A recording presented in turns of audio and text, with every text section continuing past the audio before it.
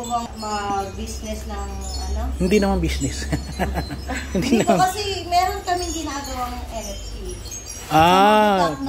Kayo na nag-aayos ng NFT.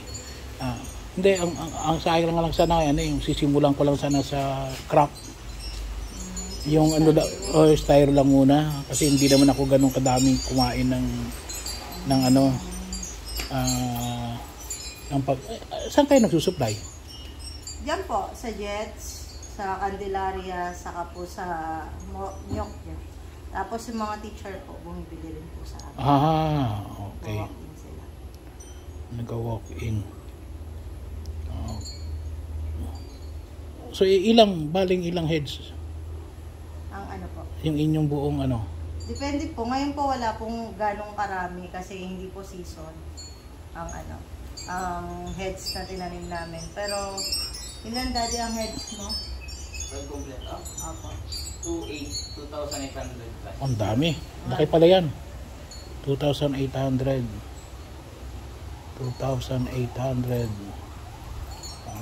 So kayo ay nasa NFT. Ang gamit yung NFT ay yung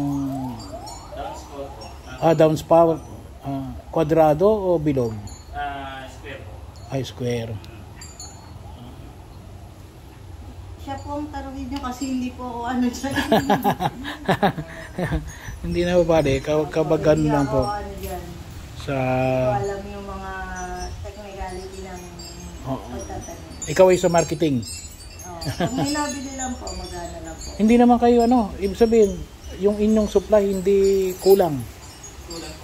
Kulang pa rin. Kulang pa rin. Okay ha. Kahit na hindi na pandemic. O pareho lang din? Hindi po namin nabot ng pandemic. Bago lang po kami.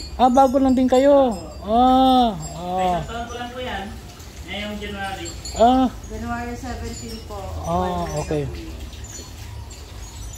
January lang pala kayo nagsimula. Kaya sabi ko parang sabi ko saglit lang po ang ginagawa po sa akin. Sige po. Mag-order po kayo mamaya. Sige po. Anong ginagamit yung motor? Ito po. Nasira nga po yan. So ang ginagamit ninyo tawag ito? Tawag ito? Submersible. Submersible po. Submersible yun. Ilang... Hindi ko nasa baba yung tank ito eh. Taas hindi ko kaya na ordinary pump. Kaya tip well pump. Hindi ba pwedeng umakyat doon sa taas yung tubig nyo?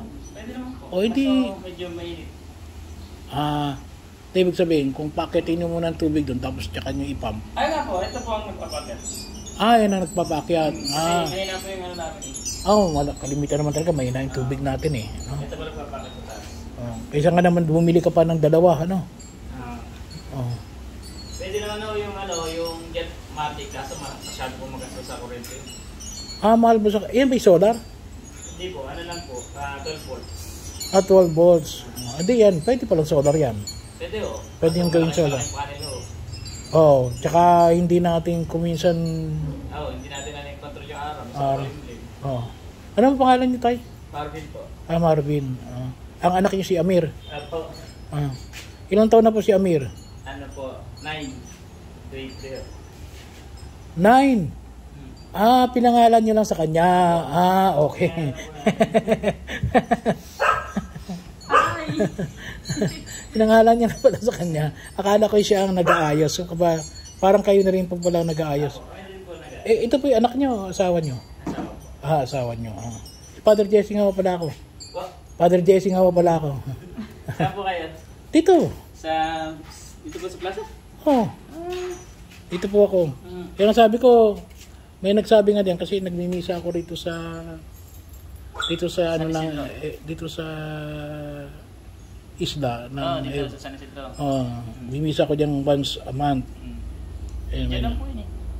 Oo nga, sabi niya, Father, diyan lang yan eh. Kaya lang, hindi ko alam yung daan kaya ako nagpasama rito. Nagpasama ako sa kanya para maiayos. So, simula pa na kayo mismo ay mismo NFT. NFT na po. Ano lang ang tanim nyo? Ano lang? Lettuce po. Nag-try po kami na arugula.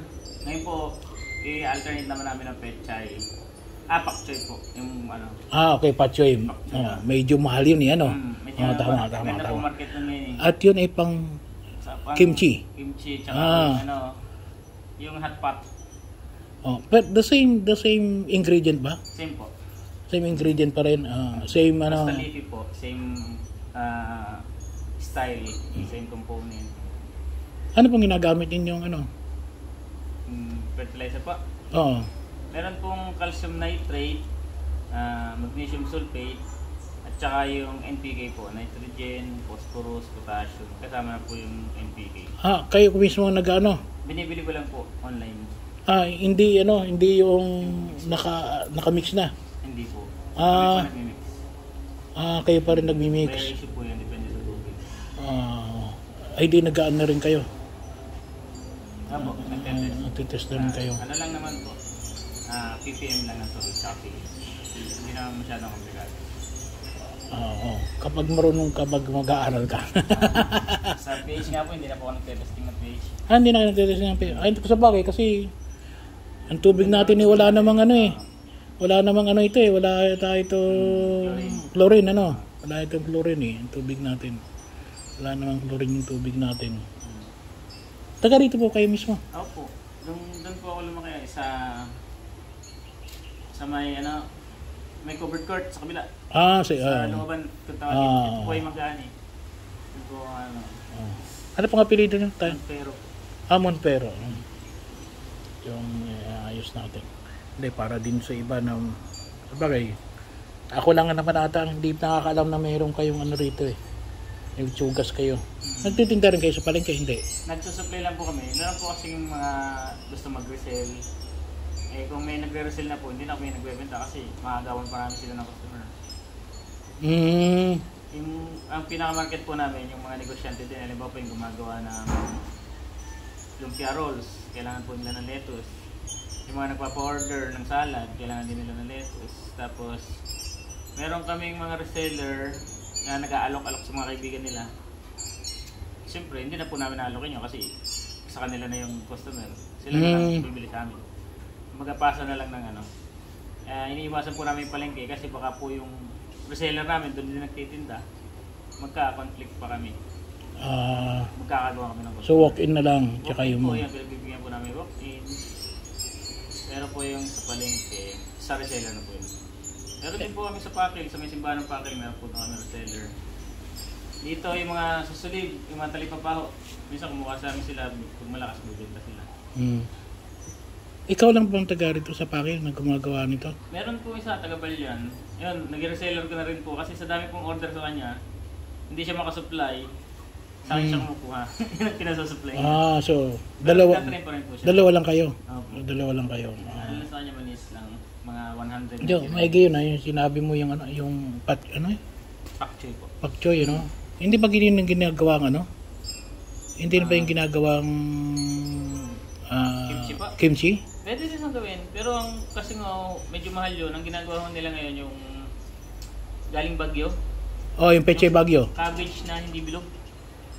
Pechay Bagyo. Kasi mura ho yun eh. Yan po ang ginagawa nila ngayon. Pero kung pak choy po, masarap po. Kaso mahal nga ho. Lugi. Lugi yung kapag ginawang yung kimchi. Ba't alam naman yun. Kasi wala ho yata nagtatanim ng local eh. Pechay madami. Pero yung pak choy, Bagyo or imported.